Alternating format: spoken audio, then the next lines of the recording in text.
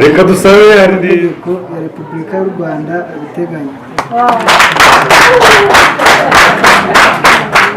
Yemeye ntagato ko wema numva sifuwe umbere umugabo bazabana uko twabyiyemeje kandi dukurikije amategeko ya Repubulika y'u Rwanda abiteganya. mu ruhame rwa benshi nshingiye kandi ku bubasha mpabwa n'amategeko nemeje ko kuva ubu Harindimana Protogène na Murekatete Joseline Nahimana Oreste na Mukandayambaje Aline Takimana Fidèle na Nirembere Honorine Manirumva Asifiwe na Tumukunde Nadine bashyingiranywe nk'uko amategeko y'u Rwanda abiteganya.